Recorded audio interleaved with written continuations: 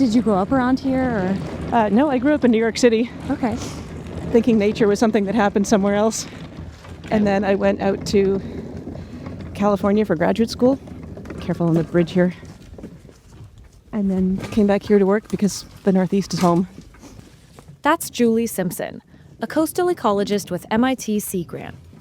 Over the summer, I went to Cape Cod with her and some other researchers to visit a salt marsh. I wanted to learn more about why ecosystems like this one matter for Earth's climate. They packed their stuff into a big wagon, and I followed them onto the marsh. Wow. Yeah, it's beautiful out here. It's absolutely gorgeous. The sky looked enormous, and so did the marsh, like this huge green blanket. In some places, there were pools of water among the plants, like holes in the knitting. You could hear birds and insects everywhere, and it just felt like the entire landscape was buzzing with life. Welcome to Ask MIT Climate. I'm Madison Goldberg. So, you might know that people are working to protect and restore forests to help address climate change. That's because trees pull carbon dioxide out of the air as they grow. Some of that carbon becomes part of their trunks and roots and soil, instead of hanging around in the atmosphere and warming our planet. But forests aren't the only ecosystems that can do this. There is absolutely carbon in forest soils, and it is being sequestered and being held away. It's just that salt marshes it's their superpower. They're really, really great at it. Like forests, salt marshes and other coastal wetlands are also under threat. What does that mean for our planet and for us? Today, we're going to dig into that, and I mean literally. And if you're not already a fan of wetlands, I think you might become one by the end of this, because let me tell you, Dr. Simpson's love for them is contagious. So there are a lot of different wetlands on Earth, but today we're focusing on the world's coastlines, and specifically a few special ecosystems that have evolved to deal with seawater. We're going to talk about three major types. The first are salt marshes, like the one I went to on Cape Cod. These are full of grasses and shrubs, and they're at the mercy of the tides, which flood them with salty water and then trickle back out again. You find a lot of these salt marshes in cold or mild climates. As you move towards the equator, you get another kind of coastal ecosystem, mangrove forests. These trees and shrubs have some pretty cool ways of handling their tidal environment. Like, some species have these arching roots that keep them stable in loose soil and help them pull oxygen from the air. They have these big, chunky roots that look like giant fingers or almost tentacles or something. And they reach into the water, and they tend to grow in a very close tangle. So the roots of all the different trees will be very tangled in amongst each other. And then, last but not least, we have seagrasses. These grow in shallow waters all over the world and can form big, lush meadows. And they are adapted to grow entirely underwater. There's a whole diversity of those as well. They're tropical species, they're temperate species. The one we have here locally, eelgrass, grows all around the northern hemisphere. It's very widespread. Coastal wetlands are definitely underappreciated compared to other ecosystems or natural habitats. I think part of the reason for that is that they're not as easy to get to. They're muddy. You have to really watch your step. If you take a step in the wrong place, you can just quickly sink in up to your waist, basically. But Dr. Simpson says these are really special places. For one thing, it's pretty impressive that these plants can handle what the sea dishes out to them. People don't give plants nearly enough credit. Animals are cool and have cool adaptations, but an animal can leave or dig a burrow, whereas a plant has to sit there and deal with whatever the environment is throwing at it. But there's more. And now we're getting to why these ecosystems matter for Earth's climate. They're really, really productive. Every piece of growth, every new leaf that's formed represents carbon dioxide that's taken out of the atmosphere, because that's what they're doing. They're just carbon-eating machines. So they're just growing and growing and taking up enormous amounts of carbon dioxide and turning it into plant tissue. So we have all these growing plants sucking lots of carbon dioxide out of the air, or the water in the case of seagrasses. And these wetlands are also good at trapping even more plant material that flows in from rivers in the ocean. But they have another superpower, and that's locking away the carbon for a long time, like way after old plant parts fall to the ground. Dr. Simpson says other ecosystems do this too. Wetlands are just real pros at it. So where in a forest, the forest is going to drop its leaves in the fall, and all those leaves get broken down by bacteria and fungi and other things that are living in the forest floor. The carbon that was stored in those leaves that year during photosynthesis, that carbon gets returned back to the atmosphere. In salt marshes, because the soils are waterlogged, you don't get as much bacterial activity. So when a soil is waterlogged, you don't have very much oxygen in it. And the bacterial activity in the absence of oxygen slows way, way, way down.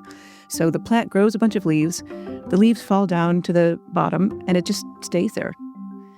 Seawater also plays an important role here. Now, we're not going to get into this too deeply, but basically, with so little oxygen around, many microbes break down their food differently from the way we humans are used to. Breathing in oxygen, breathing out carbon dioxide. Some of these microbes instead produce methane, a powerful climate-warming gas. This is an important process in freshwater wetlands. But when seawater flows in, that brings its own chemistry. And it turns out this is very helpful for microbes that produce hydrogen sulfide gas, which doesn't warm the climate. That's not a smell that everyone likes. It's the smell of rotten eggs. I kind of get used to it, and now I like it because to me it's the smell of marshes. Now, this is the super short version. It's not that saltwater wetlands don't produce any methane. They can. But generally speaking, researchers have found that if you have enough seawater coming in, full of salt and the chemical sulfate, you can expect methane emissions to be relatively low, which is good from a climate perspective, and another reason these saltwater systems are special. So even though these coastal wetlands cover only a tiny portion of the Earth's surface, acre for acre, they're doing a lot to draw carbon from our atmosphere. But a lot of the world's coastal wetlands have been degraded or lost, from hurricanes, erosion, farming, ditch digging, and more.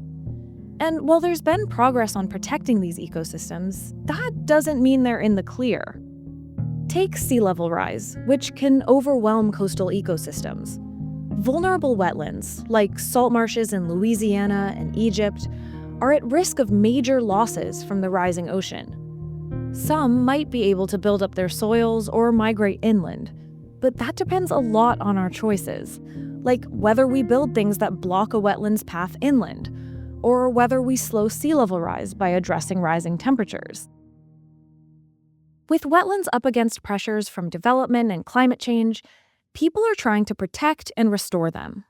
There are a lot of different methods of restoration, and some work better in different kinds of marshes, right? Like every marsh is not the same kind of thing that you just plop down anywhere.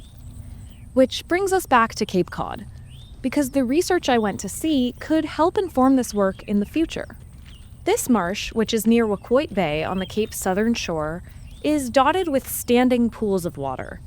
As pools grow, some of the plants around them die, and as they shrink, the plant life can rebound. It's kind of like a little test bed for a wetland being degraded or restored. And the researchers wanted to know, what do these changes mean for the marsh's carbon-storing superpower? Here's Ernie Lee, the MIT Ph.D. student who's leading this project.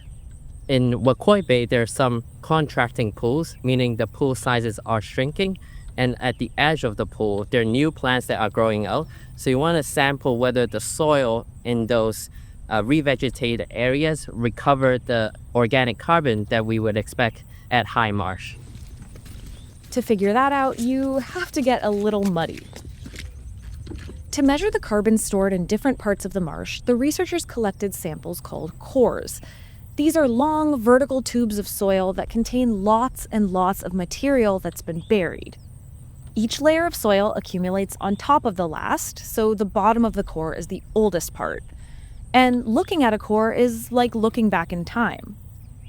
To get a core, the researchers used this T-shaped tool that kind of looks like the front of a scooter. You hold onto the handlebars and push it into the mud. Then you pull the whole thing out and hopefully bring a nice tube of soil with it. Beautiful. Look at that core. Wow, that is Holy a cow, gorgeous that's super deep. core. If, like me, you're wondering what makes a core gorgeous, one key thing is that it's intact, so you can be more sure about the depths of the different sections. Or, alternately, Wow, look at that beautiful sediment. That is like spa mud quality right there. the researchers sliced each core into sections so they can study what's in the soil at different depths. Then they put the sections into a cooler to take back to the lab and analyze for their carbon content. Collecting these cores can be messy and sometimes challenging. But Ernie's done a lot of work here, and he says the challenges can sometimes be opportunities. I think spontaneity is part of the nature of this field work, and that's also part of the fun, because maybe you can't core at the specific location you plan to, but maybe moving a meter away, you get much more valuable data. So there are still open questions about the role wetland restoration could play in addressing climate change, which is part of why protecting these ecosystems in the first place is so crucial. That is one of the most important things, because the habitat you already have is much more valuable in so many different ways than the habitat that you try and create, because we are very clumsy at creating.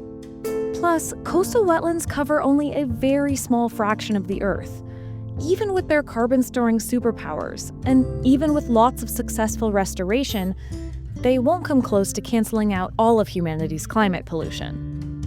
But it's also important to remember that these ecosystems matter for a lot more than climate change. Oh my goodness, there are so many reasons to care. One of the major things that marshes do, they purify the water. Petroleum and oil products from cars that run off on streets, dog poop, trash, all that stuff ends up in a river, and that river might end up running through a marsh. If the river just goes straight out to the ocean, all that stuff just goes out to the ocean and pollutes the ocean. So what marshes do, one really important service that marshes provide for us, is they trap a lot of pollutants. Coastal wetlands provides protection against waves and storm surge and the damage that those things can cause.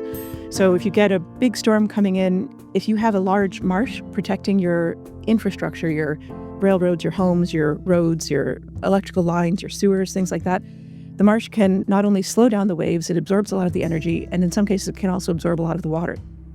Mangroves, for example, protect millions of people from flooding every year in Vietnam, India, Bangladesh, and other countries with these forests. And on top of all that, these places mean a lot to a lot of people. One of the wonderful things about a salt marsh is the soundscape. To me, you can hear birds chirping, especially if it's springtime and the birds are really active. You can hear insects buzzing around. You can see things hopping. I never want to lose the aesthetic and spiritual things that we also get from something like being able to walk in a salt marsh or just sit on the edge of it and look at it if there's a little bench or something. They make our lives a lot better and we don't even realize it.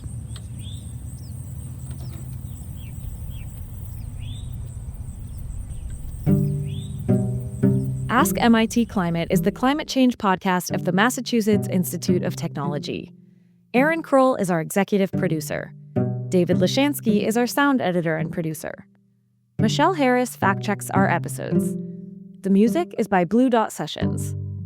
And I'm your host and associate producer, Madison Goldberg. I also wrote today's episode. Many thanks to Dr. Julie Simpson, Ernie Lee, Joyce Yambasu, and Professor Heidi Nepf for talking to me about these topics and letting me tag along to Waquoit Bay. You can find more Ask MIT Climate and all our other learning resources at climate.mit.edu. We're also on TikTok, Instagram, and YouTube at Ask MIT Climate.